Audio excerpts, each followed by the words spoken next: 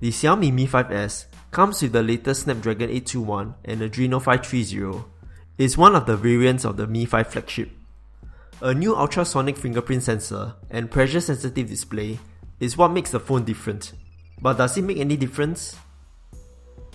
The Mi 5S now has an aluminium back instead of the glass one like on the Mi 5. Apart from the curved back and the different placement of the fingerprint sensor and camera, the design didn't stand out as much as a flagship should be. Chamfered edges and 2.5D glass are also present. It adds a little contrast to the whole design. Comparing the Mi Note 4 and the Mi 5S side by side, it looks kind of identical and it would be nice to see a more different design.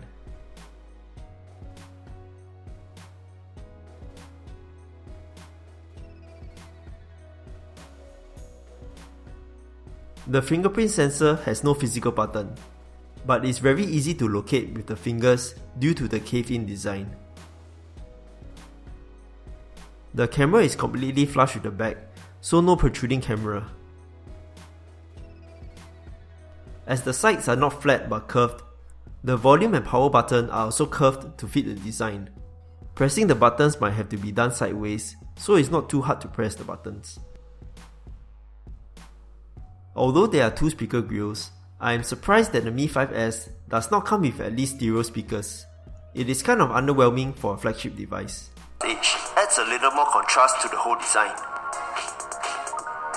The fingerprint sensor on the back is located where the index finger would rest on for easy unlocking.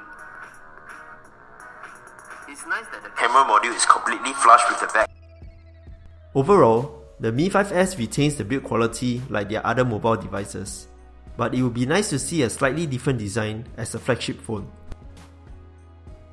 The 5.15-inch Full HD display is refreshing to use, but might feel a little too small if you're used to big phones.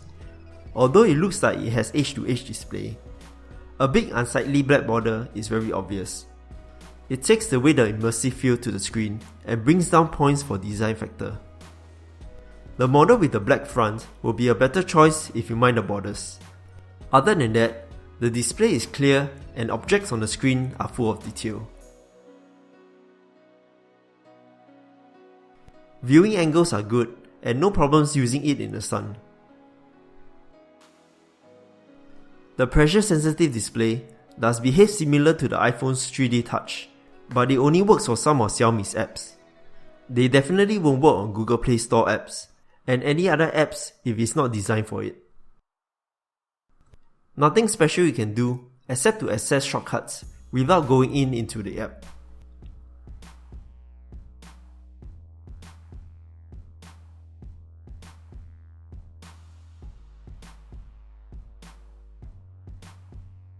The Mi 5S comes with two configurations, 3GB of RAM and 64GB of storage without the pressure display, and 4GB of RAM and 128GB of storage with the pressure display. It's still good to get the 4GB version for the extra 1GB of RAM, even though you might not utilize the pressure display that often. Actual storage available for use is about 118GB. There is no microSD card support, but has dual SIM card slots. Unlike the Mi 5, they removed the IR blaster from this version, which doesn't really make sense. Even their mid-range Mi Note 4 has one. The Mi Remote app still supports Wi-Fi remote, although it doesn't come with IR blaster. The fingerprint sensor from Qualcomm's Sense ID is always active, so it can be used when the screen is off. Registering of fingerprints is not consistent. Sometimes it doesn't read my finger at all, or it reads every single movement of my finger while it is placed on the sensor. When successfully registered, unlocking can also be a hit or miss, roughly about 70% success rate. Wet fingers can also trigger the unlock, which is nice, but overall the experience wasn't that great. Other specs include a built-in 3200mAh battery, Wi-Fi 802.11a, b, g, and AC, Bluetooth 4.2, GPS, accelerometer, gyroscope, proximity sensor, compass, barometer, NFC, and notification LED.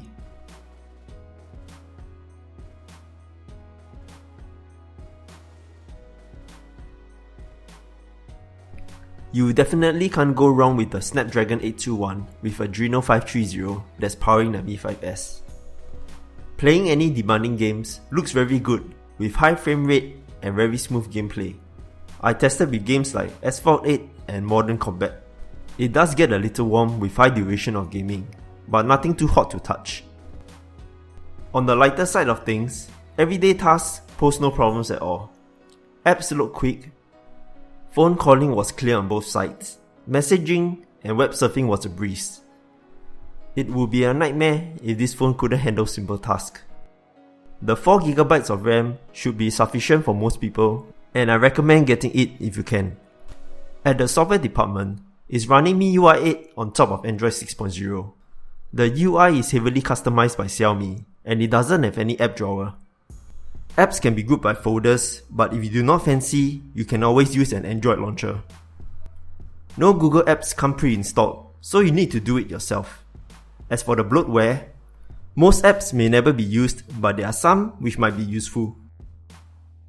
In the Themes app, you can customize how the UI looks with a wide selection of options, font sizes, ringtones, and all the way to dial pad colors.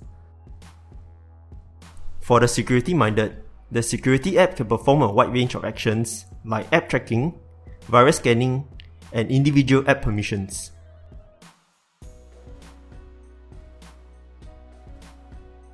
In the Tools folder, the usual apps like Compass checks the pressure and altitude. Shopping, where you can take a photo of a product, and using Taobao to search for relevant products.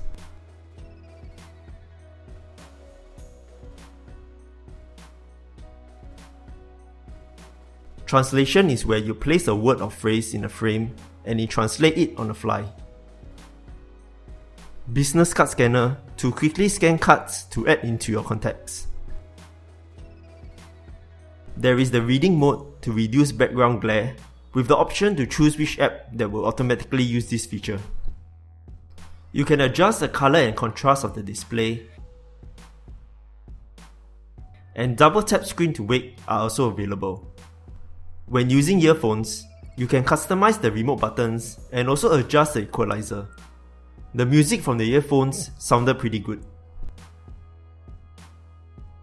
At the lock screen, swiping left or right accesses apps which you can customize to quickly open your favorite apps.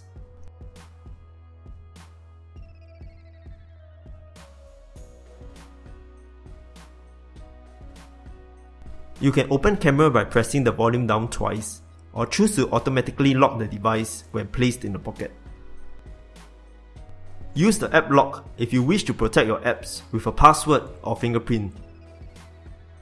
Other features include changing the toggle's position and layout.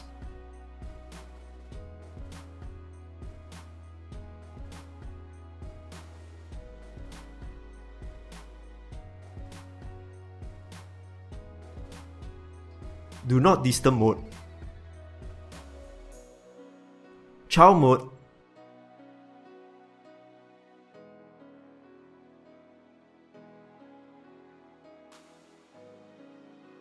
Quick ball.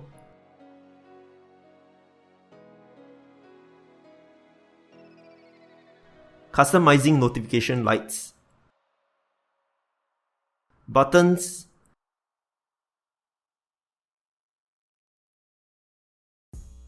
And one-handed mode.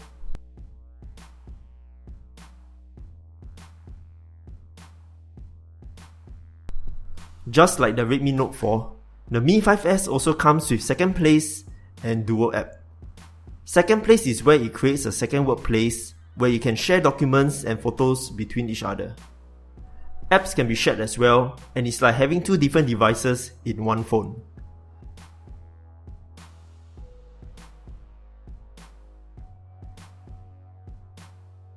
Dual app is where it makes a copy of a compatible app that functions independently from each other.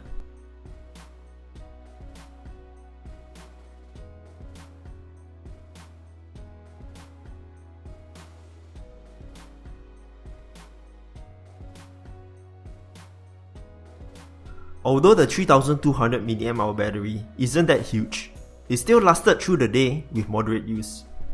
Calling, messaging, web surfing, gaming, and YouTube are some of my daily usage. Usually I will unplug the phone at 8 AM and by 9 to 10 in the night, I had around 25% battery life left. Screen on time is about 4 to 5 hours, but it depends largely on individual usage patterns. If you ever need a quick boost in battery life, it supports Quick Charge 3.0, although it does not ship with the fast charger. Using the supplied charger, it took around 2 hours to charge from 0 to 100%. To squeeze more juice out of the battery, there is the battery saver mode where it turns off sync and monitors background processes. You can also check battery usage for both hardware and app, and even set individual apps' background processes to your liking.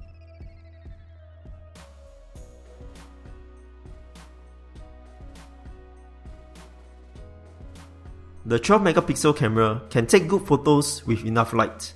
It retains sharpness with good color reproduction. It doesn't seem to have an issue with overexposure like most of the Xiaomi phones I've tested. Night shots with little lights are noisy, and the HHT mode, the handheld twilight, which is supposed to take better night shots, didn't fare that well either.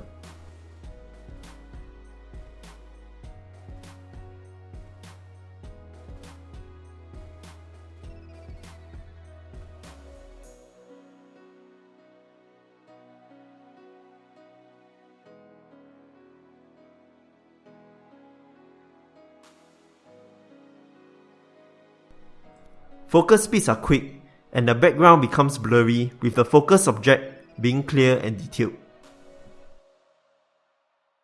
Macro shots also perform well, but the maximum distance between the camera and object is probably about 5 cm.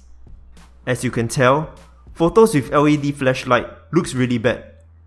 Usually I will avoid using the flashlight if I can. There is no OIS, but it comes with image stabilization. It does a decent job to reduce the shakes. Not the best, but better than nothing I suppose.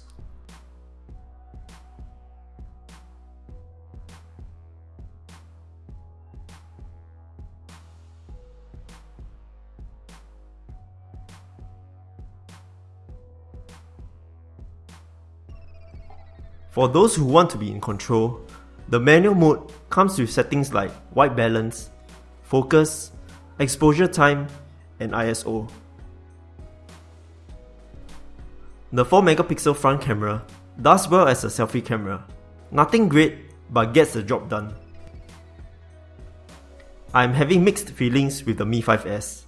The build quality is no doubt great, but apart from the Snapdragon 821, there is no real wow factor comparing to their mid-range devices. Perhaps they made their mid-range too good, but Xiaomi's flagship need to up a notch to attract users. Don't be mistaken, I still enjoy using the Mi5S, but looking at the single speaker, the 3D touch that apps may not support, and the fingerprint sensor which didn't really work well for me, I will think twice in purchasing this. For those who want the latest Snapdragon 821 at a cheaper price, this would be it. Else, price-wise, is nearly twice as much as their mid-ranges, which might also be a good choice. This has been my experiences using the Mi5S. Hope that this has been informative to you, and if you have any questions, feel free to leave in the comments below. I hope you enjoyed the video, and if you did, feel free to leave a like and subscribe to see more of such content. This is Richard, thanks for watching and see you guys in the next one.